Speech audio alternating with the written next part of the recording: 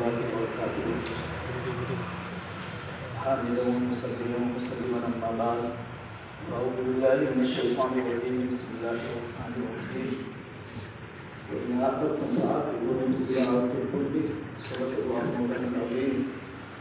وفي رواية طويلة رواه البخاري وعن أبي هريرة رضي الله تعالى عنه قال قال رسول الله صلى الله عليه وسلم من كانت لأخيه عنده مظلمة فليتحلله اليوم إلى آخره. حضرات علماء کرام، عزیز طلبہ، اس وقت زیادہ نہیں ہے، چند ہی باتیں عرض کرنی ہیں.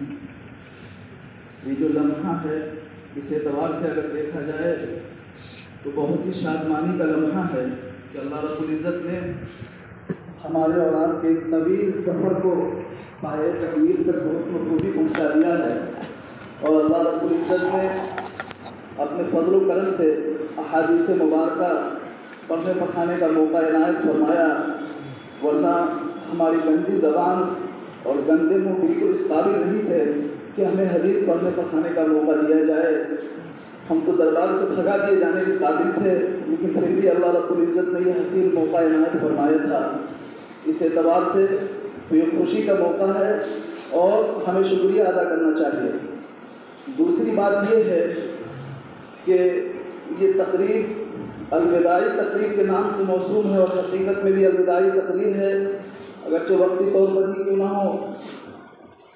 تو اس اعتبار سے جدائی کے اعتبار سے کچھ غم بھی ہیں، لیکن ماں اپنے بچے کو گود میں کب تک رکھتی ہے؟ ایک وقت آتا ہے کہ اسے الگ کرنا پڑتا ہے. تو اس اعتبار سے آپ کو یہاں سے بھیجا جا رہا ہے اور اسی ضابطے کے اعتبار سے آپ کو الگ کیا جا رہا ہے اور آپ تشریف لے جائیں گے. لیکن پہلے کئی مرتبہ بات آ چکی ہے کہ یہ آپ کا جانا ایسا جانا نہ ہو کہ جس طرح سے درخت کی زائد اور فضول ٹہنی درخت سے اس کو الگ کر دیا جاتا ہے، اس طرح سے آپ کا جانا نہ ہو، بلکہ اس شاخ اور اس ٹہنی کی طرح ہو آپ جو درخت سے ہر وقت جو کر کے رہتی ہے اور سرسبز و شاداب رہا کرتی ہے، اسی طرح سے آپ رہیں. اور اللہ تعالیٰ سے میں دعا بھی کرتا ہوں اور اللہ کی ذات سے پوری امید ہے کہ اللہ تعالیٰ آپ کو ضرور اس کی توفیق دیں گے، اور آپ سے بھی پوری امید ہے کہ آپ اس کے اوپر ضرور عمل کریں گے انشاءاللہ. اس وقت مجھے اختصار کے ساتھ 2-3 باتیں عرض کرنی ہیں. سب سے پہلی بات تو یہ ہے کہ جب ایک ساتھ کئی لوگ جڑ کر کے رہتے ہیں اور ایک کے دوسرے کے ساتھ حقوق متعلق ہو جاتے ہیں تو حقوق کی ادائیگی میں کبھی کبھی کوتاہی بھی ہو جایا کرتی ہے. جیسا کہ تفصیل سے پہلے عرض کر دیا گیا تو میں نے جو بخاری شریف کی روایت کا ایک حصہ پڑھا، اس کے اندر آپ صلی اللہ علیہ وسلم نے انتہائی اہتمام کے ساتھ سمجھایا کہ اگر ان میں سے کسی کے پاس کسی بھائی کا کوئی حق باقی ہو، روایت یہ جو میں نے روایت کا ٹکڑا پڑھا ہے یہ سب سے زیادہ پوری بخاری شریف کی تفصیلی روایت ہے اس تعلق سے کہ اس کے اندر عزت اور شرف دونوں کا لفظ ذکر کیا گیا ہے کہ کسی آدمی کا کسی کے اوپر کوئی حق ہو، یہ حق چاہے مالی ہو چاہے کسی بھی اعتبار سے کوئی حق ہو. ایک آدمی کی عزت آبرو کی حفاظت دوسرے کے ذمہ لازم ہوتی ہے اور دوسرے حقوق عائد ہوتے ہیں، تو شے کا لفظ استعمال کر کے سب کو اس کے اندر داخل کر دیا گیا. اس لیے بڑی تفصیلی روایت ہے. تو کہا گیا کہ اس کو پہلے ہی صاف ستھرا کرنا چاہیے، فلیتحلل. اس لیے کہ جب دنیا سے انسان چلا جائے گا تو حقوق تو باقی رہ جائیں گے، لیکن ادائیگی کے لیے کوئی سامان نہیں ہوگا، صرف ایک نیکی ہوگی کہ جس کے ذریعے سے حقوق کی ادائیگی کی جائے گی. یہ ساری تفصیلات آپ کے سامنے آ چکی ہیں. اس لیے اساتذہ اور ذمہ داران اور سب اپنے اپنی طرف سے دل سے انشاءاللہ معاف کر چکے ہوں گے، اور آپ سے گزارش یہ ہے کہ آپ بھی دل سے اسے معاف کر دیں. معاف کرنے کا طریقہ سبق میں عرض کیا گیا تھا کہ آپ صرف رسمی طور پہ یہ نہ کہیں کہ میں نے معاف کر دیا، بلکہ آپ تنہائی کے اندر اللہ رب العزت کی طرف متوجہ ہوں اور وہاں پہ آپ یہ اعتراف کریں کہ اللہ میرے جو حقوق، میرے جو دوسرے کے اوپر حقوق، ذمہ داری یہ سب جو عائد تھی میں اسے دل سے معاف کرتا ہوں، آپ کو گواہ بناتا ہوں اور آپ بھی معاف فرما دیجیے. اور ان حضرات کو جزائے خیر عطا فرمائے. طریقہ آپ کو بتا دیا گیا تھا, آپ نے کر بھی لیا ہوگا, اور کسی ساتھی سے اگر نہیں کیا ہے تو وہ کر لیں گے.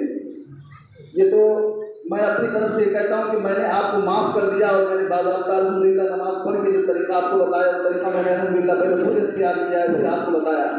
دوسری بات یہ ہے کہ اس موقع سے کچھ نصیحتیں, تو دیکھیے سبق کے دوران نصیحتیں وقت سے آتی رہی ہیں. اس وقت جو ہے دو باتیں صرف عرض کرنی ہیں. سب سے پہلی بات یہ ہے کہ ہمارے اکابرین اور اساتذہ شروع سے ہمیں یہ سمجھاتے ہوئے آئے ہیں, انہی کی بات آپ تک پہنچاتا ہوں کہ یہ جو شروع و فتن کا دور ہے, جس طرف بھی جاتے ہیں تو کوئی نہ کوئی فتنہ ہمارے سامنے نئے نئے رنگ و روپ کے اندر آتا رہتا ہے. اس فتنے کے اندر اپنی اصلاح کے لیے حضرت تھانوی علیہ رحمہ کی کتابیں اس وقت بڑی گراں قدر ہے. ہمارے اکابرین اس کا بڑا اہتمام کرتے ہیں.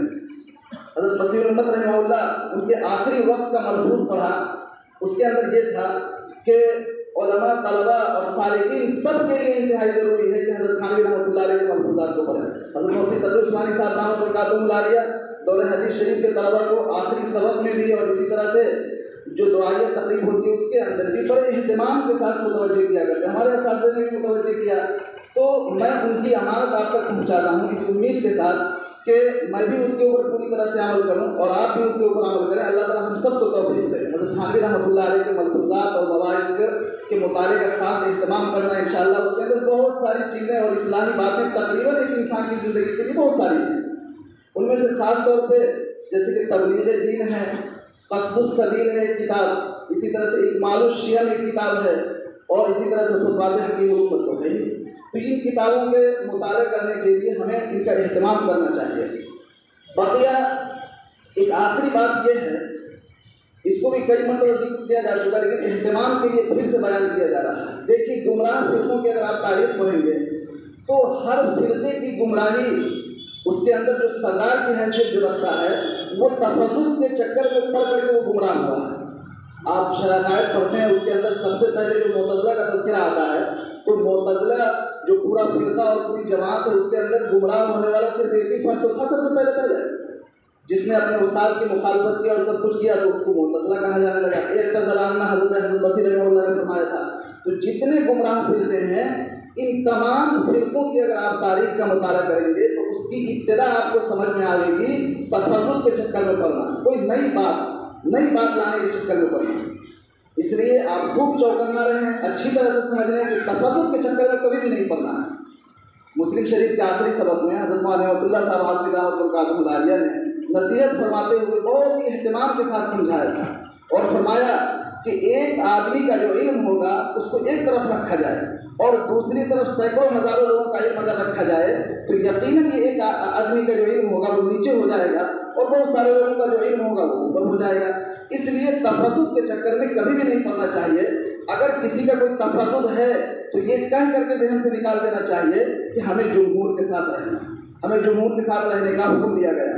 آپ جب مطالعہ کرتے ہوں گے تو اس کے اندر آپ کو لگتا ہوگا کہ بعض مسائل کے اندر فلاں کی دلیل جو ہے زیادہ راجح ہے اور احناف کی دلیل اس معاملے میں کمزور ہے, لیکن پھر بھی احناف کا یہ مسلک ہے اور جمہور نے یہی بیان فرمایا, اس لیے ہم اسی کے ساتھ ہم رہیں گے. یہ اس کے اندر آپ نے ساتھ میں پڑھا بھی ہوگا. اس لیے یہ خاص طور پہ عرض کرنا ہے کہ موجودہ وقت کے اندر جو ہے فتنے ہر طرف سے رہتے ہیں. آپ کو ہمیشہ جمہور کے ساتھ رہنا ہے اور جمہور کی باتوں کے اوپر چلنا ہے اور اپنے ذہن کو ادھر ادھر بھٹکانے کے چکر میں نہیں رہنا. آخری بات یہ ہے کہ آپ یہاں سے تشریف لے جا رہے ہیں, آپ ذہن میں یہ نہ رکھیں کہ میں فاضل ہو چکا ہوں اور علم سے فارغ ہو چکا ہوں, بلکہ ایک اصل ذمہ داری جو ہے اب شروع ہونے والی ہے. اس لیے اس کو آخری منزل سمجھ کر کے آپ اپنے تعلیم کا سلسلہ بند کر دیں, ایسا نہ کریں. اگر موقع ہے تو آگے دوسرے شعبے کے اندر داخلہ لے کر کے پڑھیں, اور اگر اس کا موقع نہ ہو تو آپ جتنا پڑھ چکے ہیں اسی کی روشنی میں آگے مطالعہ لگاتار جاری رکھیں, بغیر کسی انقطاع کے تسلسل کے ساتھ مطالعہ جاری رکھیں. مطالعے کے اندر اپنے اساتذہ سے, اکابرین سے مشورے لیتے رہیں کہ کس موضوع کو مطالعہ کرنا چاہیے, کن کتابوں کو مطالعہ کرنا چاہیے.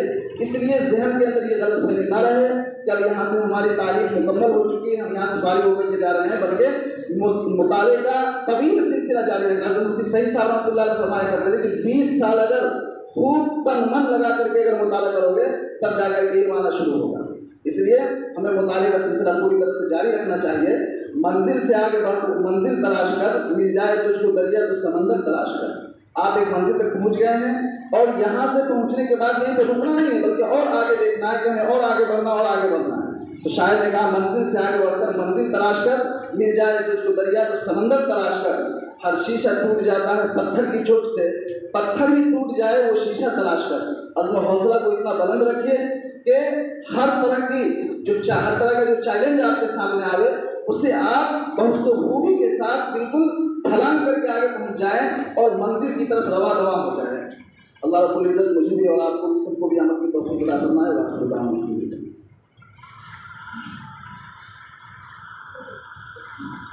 جزاک اللہ خیر کے ساتھ اب میں صدر المدرسین حضرت مولانا عبدالحی صاحب سے گزارش کروں گا کہ وہ تشریف لیں۔